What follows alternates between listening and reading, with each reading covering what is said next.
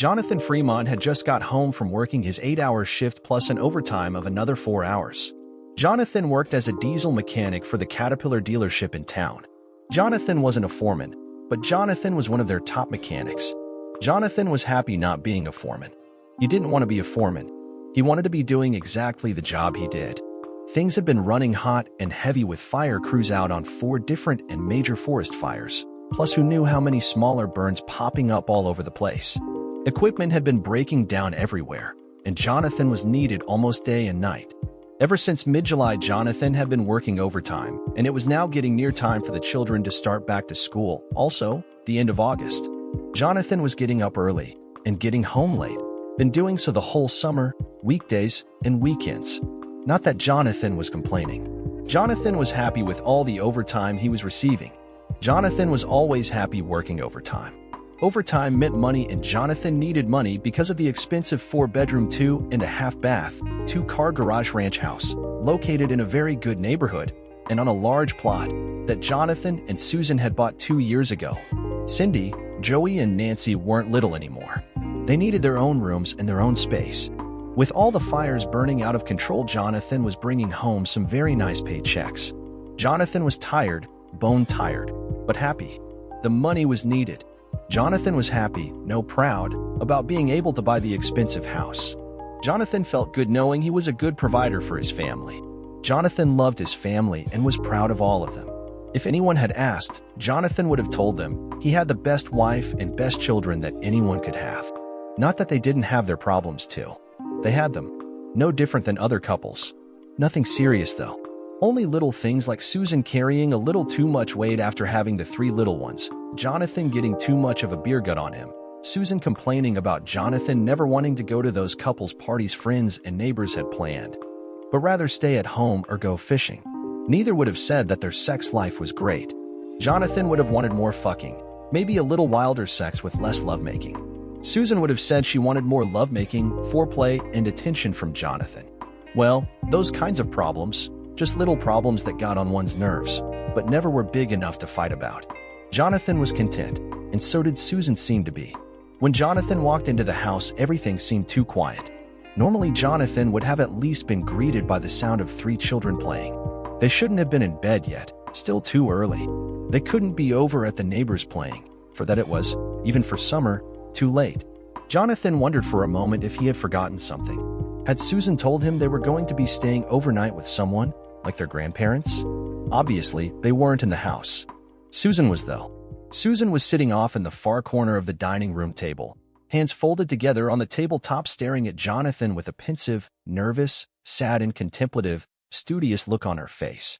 For a moment, Jonathan thought she looked like she had been crying. Her eyes seemed red. "Jonathan, there's something we have to talk about," were her first words as she dropped her gaze from Jonathan down to her hands. Jonathan felt his stomach lurch and flutter. The look on Susan's face was one he had only seen but once before. Susan had sat there on that very same spot and said those very same words, the day she told him that his father had died suddenly of a heart attack. Remembering, Jonathan felt his knees go weak. He pulled one of the oak chairs out and sat down across the table from Susan, not able to say anything. He could only look questioningly at Susan, but Susan's eyes were avoiding his. Susan was contemplating, thinking, a faraway look in her eyes. Jonathan could feel Susan's desire not to say, not to speak. He could feel that Susan wanted to be anywhere but where she was. Susan wanted, but did not want, this conversation. Butterflies were battling in his stomach. Studying her still folded hands, not looking at Jonathan, Susan spoke, her tone sad, almost mournful. "Jonathan, you know I love you. You know I love you more than any man in the world. You know you mean the world to me, don't you?" Jonathan swallowed hard, his mouth dry, too dry to speak. "Yes." Susan raised her eyes to Jonathan, studying, searching his face for more of an answer than just that one simple word. "You need to believe that now more than ever before, Jonathan. I need to tell you about some things that make this very important. You need to know how much I truly do love you, how important you are to me, how important we are for each other. You have to believe in us. You just have to, no matter how you feel afterwards, no matter how much you feel hurt. This is important now, more than ever before. I truly do love you." Susan's voice was quaking, those last words spoken, each as if they were single sentences. Now Jonathan had cold sweat dripping down his back. His hands were beginning to shake. He could not believe his own thoughts. Anticipation in Susan's words, mood, and facial expression, the whole atmosphere had Jonathan's mind racing to 1,000 different conclusions. He could not force the memories of his father's death out of his mind, out of his awareness and feelings. They pervaded his entire being. Intuitively, Jonathan knew that this was one of those moments that change everything. Whatever Susan wanted to tell him, life would never be the same afterwards.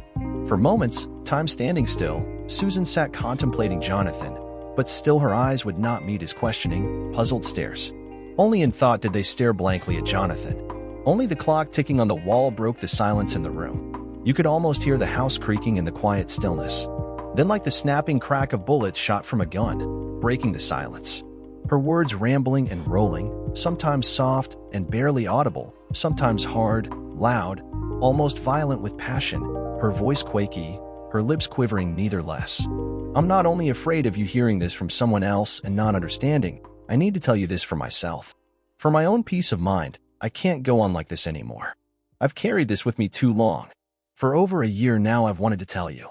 I just can't hold it in any longer, keeping it from you. It's not right. It hurts hiding it, and is making it feel all wrong. It shouldn't be that way. This is too important, too precious a time for me. We've discussed this over and over now, too long. We've decided to tell you. There's no other way. If I don't tell you, and don't explain, there's no way that you would or could understand. If you would find out, hear this from someone else, you could only think badly. You would react foolishly and only hurt yourself and me, hurt us, you and I. I don't want you misunderstanding. You need to understand. We need to discuss this openly and honestly so that you can understand. I can only hope, no pray, that you will love me enough to be able to understand. If you don't, I don't know. I just don't know. I guess I just need to trust and have faith in you and in your love for me. I have to be consequential. There is no other way. She sighed and her shoulders dropped in resignation of whatever would come. Yet, for moments only the ticking of the clock could be heard. Susan did not continue, but only stared contemplatively her hands. Her shoulders still bowed in resignation. Once, twice, 3 times Susan raised her head, opening her mouth to speak, but then dropped her head and spoke no words. Finally, painstakingly, as if each word had to be torn from her, Jonathan, this last year I've been seeing someone, a man. Her eyes were now staring, boring into Jonathan's, not only awaiting his reaction, but also daring, challenging, combative, and defensive. She was now ready to defend her adultery, openly and honestly before Jonathan. Her first baby steps had been taken, now she could no longer hide. Jonathan, he's a very nice, kind, caring, understanding man that has been hurt very badly and needs my love, attention, and care. The year before I met him, he lost his wife in an accident. She died when their car overturned on the highway. He was driving, and even though it wasn't his fault, he blamed himself terribly. He was suffering from heavy self-harm depressions. Even now, after all this time, and all my love and care, he still is depressed at times. Jonathan felt dizzy. Had he heard her correctly? She was cheating on him? She had cuckolded and made a fool of him? He felt like he had just been knocked numb by a single punch and was so out of it that he couldn't even feel the pain. The saliva in his mouth now turned into gummy sludge. Still not fathoming the full depth of Susan's words completely, "You're telling me that for the last year you have been cheating on me? You have been running around fucking some other guy? You're telling me that you've thrown away our marriage and our marriage vows just to get some strange? You're telling me that you don't care enough about the kids or me? You just want to have your thrills, your fun, and excitement."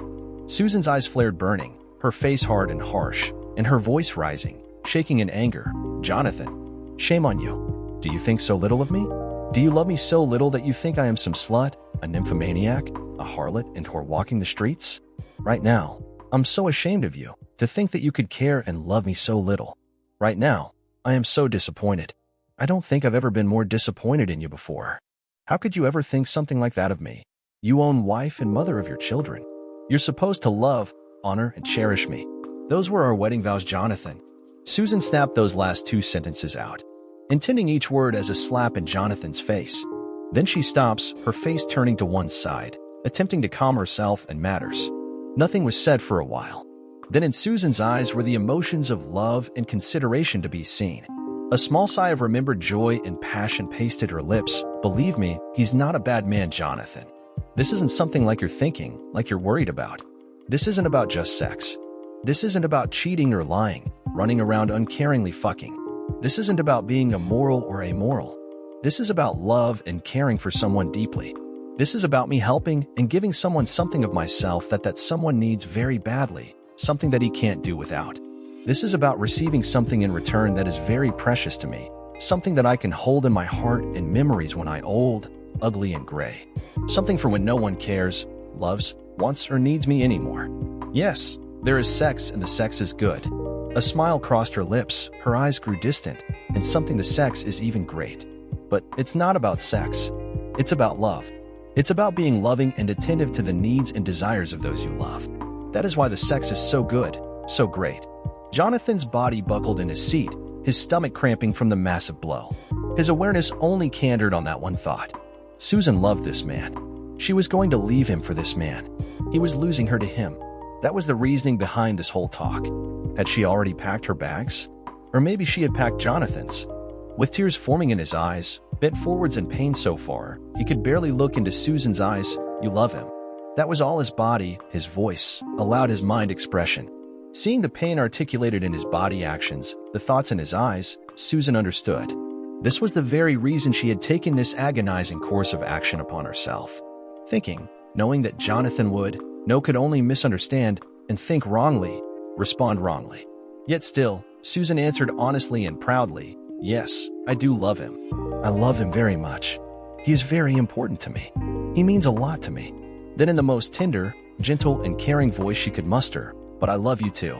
I've never stopped loving you, and I never want or will stop loving you. I just love you both. Each one of you differently, for different reasons. Looking forcefully and deeply into Jonathan's eyes, wanting, needing him to understand, she continued, I'm never going to leave you for him, or anyone else, Jonathan. Please never think that. You are my husband, the father of my children, and the love of my life, my soulmate. Then with a sorrowful sigh, looking out the window into the nameless infinite beyond, someday I know that it will be over between him and I. He is too young for me ever to consider as a partner. In time, he will grow past his need for me and find someone who will become his soulmate and partner. Then I will step aside, only cherishing our memories. Gasping for breath, now finally rage forming, building up within him. Who is he? Where is this son of a bitch? Jonathan stood up out of his chair, pacing the open area between the kitchen and the dining room. Her eyes and face cold, ever so cold, severe and insensitive. Jonathan, who he is none of your concern or business. What we two do, how we make love, or when we make love, what we do together, is none of your business. That is between only him and me. You are not a part of what happens between us. What happens between us is only about him and I. You are not a part of that, just the same as he is not a part of our life together. Never again ask me such questions. I will not answer you. Jonathan slammed his fist against the wall, the plasterboard cracking underneath his fist. How in the fucking hell could you ever think that I would accept such a situation? Are you fucking crazy? Do you seriously expect me to willingly share you with this asshole? On her cold, severe, and insensitive facial expression now grew a mocking smile. What are you going to do, Jonathan? Divorce me? I don't think so, Jonathan. Do you know what a divorce would mean for you, Jonathan? Maybe you should check out your options with a lawyer before you go spouting off any more stupidity. This is a no-fault divorce state, Jonathan. He is a divorce lawyer, so we know very well the outcome. We've talked this part out completely. If you divorce me now, Jonathan, I will be taking you to the cleaners. I will protect my children and me, first and foremost. Your welfare will not be a concern of mine. You would be paying me not only child support, you would be paying me alimony, the court costs, my car payment, and this house. Not even with the amount of overtime you have been making lately would you be able to afford anything but a cardboard box to live in. You'd be sleeping in your car or at work and eating Spam and macaroni and cheese for at least the next 10 to 12 years. Her expression then softening some, yet still remaining formidable, her body leaning aggressively forward off of the back of her chair and over the table. Have you given the children any thought? How do they fit into your plans? Do you know how our divorce would affect them? Have you considered what effect your relationship with them would have, you not being here for them? Leaning back into her chair, crossing her arms and laying her hands onto her upper arms, the mocking smile returning to her lips. No, Jonathan, divorce is not an option. Taken back and realizing how bitterly Susan had stacked the deck against him, Jonathan felt completely the need to at least gain point against Susan. What if I were to cheat on you? How would you feel about that? That would be fair, wouldn't it?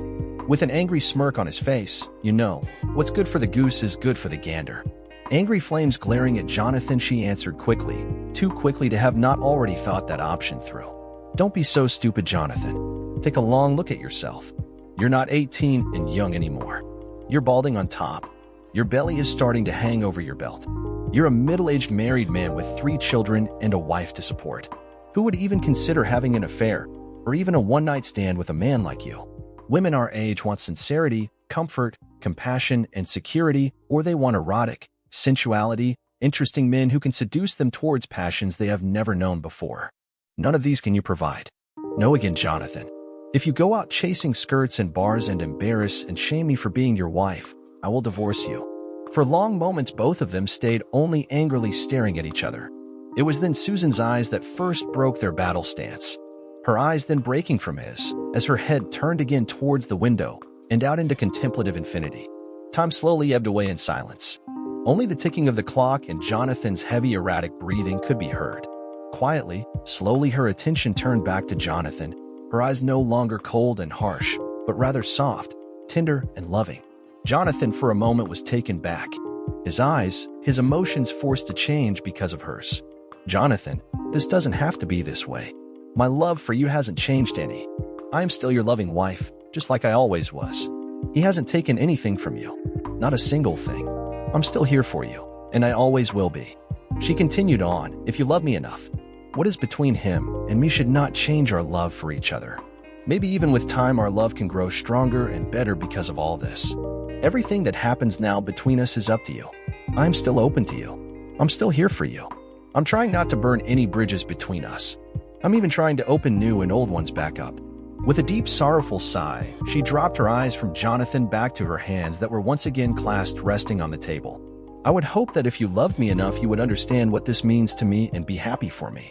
Tears starting to form in her eyes, she looked back to Jonathan's eyes, her expression almost questioning, begging. I don't know what else I can say or tell you. I only thought that your love for me would be strong enough for you to look past your male ego and selfish desires and want the best for me. I'm sorry if you can't do that. I'm very sorry. She sobbed, putting a hand in front of her mouth. She jumped from her chair, running from the dining room and down the hall towards the bedroom. The door behind her closed with a slam. Jonathan stiffly walked over into the kitchen and pulled a bottle of Jim Beam from out of one of the cabinets. Before moving back into the dining room, he tipped the full bottle up and drank, letting the liqueur flow down his throat in 3, then a final 4 heavy gulps. Sitting back on that same chair he had before, he stared for a moment back at the corner in the chair Susan had been sitting in. Lifting the open bottle once again, he toasted, "Here's to my loving wife. Here's to my fucking, loving, adulterous slut wife." Then with the bottle pressed to his lips, he allowed another 3 heavy gulps of whiskey to slide down his throat. Jonathan normally never got angry drunk, but this night wasn't normal, was it? The more Jonathan drank, the angrier and more depressed Jonathan seemed to be getting. Normal quiet Jonathan was also getting to be very verbal. Angry, depressive thoughts and alcohol was allowing Jonathan to not only become very verbal, he was also becoming very abusive in his language. At one point, Jonathan got up and staggered, bouncing off the walls, walking towards the closed bedroom door. Finding it locked, he slammed his fist against it. "God damn it, Susan. You're not only fucking others. You're locking me out of my own goddamn bedroom. I can't even be a man in my own house anymore. You fucking turned me into a cuckold and wimp that isn't allowed to sleep in his own goddamn fucking bedroom anymore. What's next? You going to fuck him in our own bedroom? Is he going to be sleeping now in my bed, in my place instead of me? Is that your next move? Or has that already happened?" Jonathan staggered back into the dining room, but not before calling out once more the Susan. "You're a goddamn fucking slut, Susan. I hope you know that. I never should have married your whore ass." About a half an hour later, Susan walked back out of the bedroom. She was dressed and had a small overnight case of clothing in one hand. Intending first not to stop, she did though. For moments she looked, staring in pity at Jonathan, now completely inebriated, his head on the table, the bottle of Jim Beam mostly empty and tipped over in front of him. Just before she turned to leave, Jonathan saw her and raised his head for a moment. "Going to your lover, slut?" Susan did not answer him at first, but turned and walked away, opening the door. "Yes, Jonathan, I'm going to him tonight. You're so angry and drunk, I'm afraid of what you could do. You've said enough cruel things to last me a lifetime. If I hear any more, I'll only learn to hate you. I only pray that tomorrow you'll think differently and that we can talk." Jonathan slept for a time to then awake, pulling the bottle once more to his lips. Then he fell back asleep. Once during the night, he did awake and felt even halfway sober. He stumbled then into the bedroom. Sitting on the bed, feeling so alone, the full volume and consequences of last evening swept over him. He cried in deep, hysterical sobs that did not seem to end. Was this the end for me? Will I be able to live after this? Wife? Divorce? Kids? She has already driven a knife through my heart. Now if I divorce her, she will drive a knife through my pocket as well. Threatening me with consequences means she has planned this. They have planned this. So he is a divorce lawyer. She is going to pay, and pay dearly. Next morning, Jonathan was still in the kitchen. Susan walked in. "How was your night, honey? Did you fuck hard? Did your lover overcome his self-harm depression? A nice sex session does that to a man." "So, you are now going to treat me like that," Susan sneered. "What you sow shall reap. I'll be a little late, so in case you want to go to your lover and have a session, make it quick. We cannot afford a babysitter."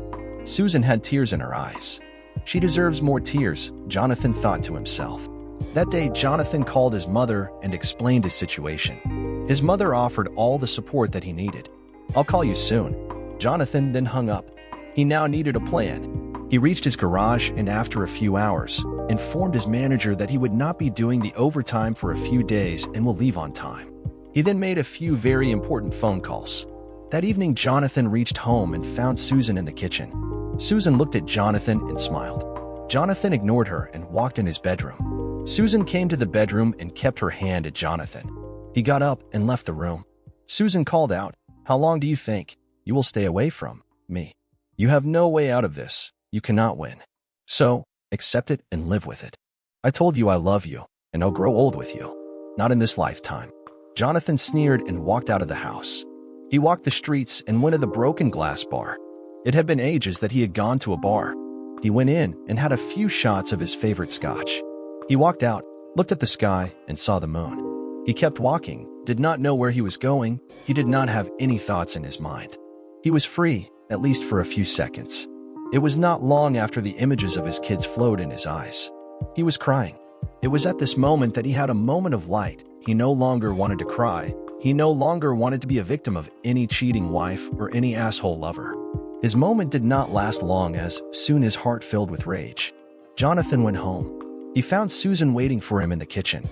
"Where were you? You left your phone.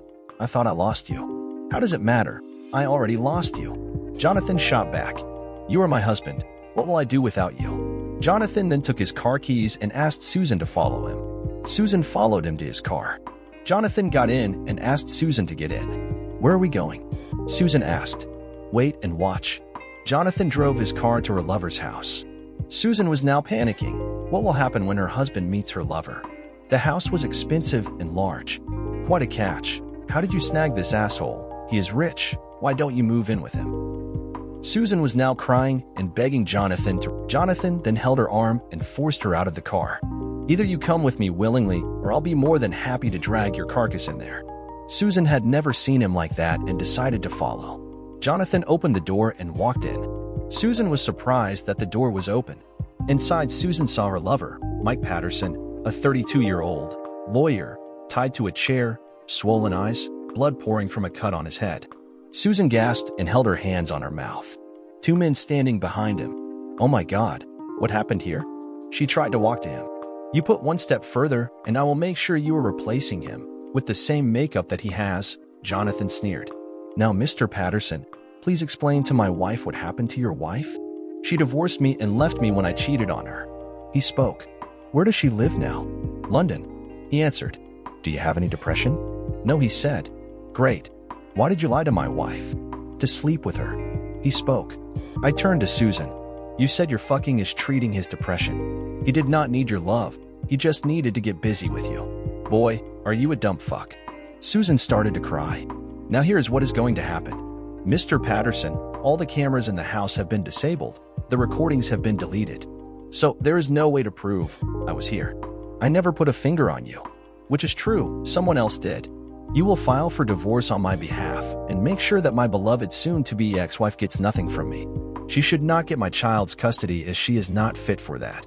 Once my divorce is finalized, you will leave town and never look back. During this time, you decide to play and try to call the cops on me or wreck me in any way. My boys will be back.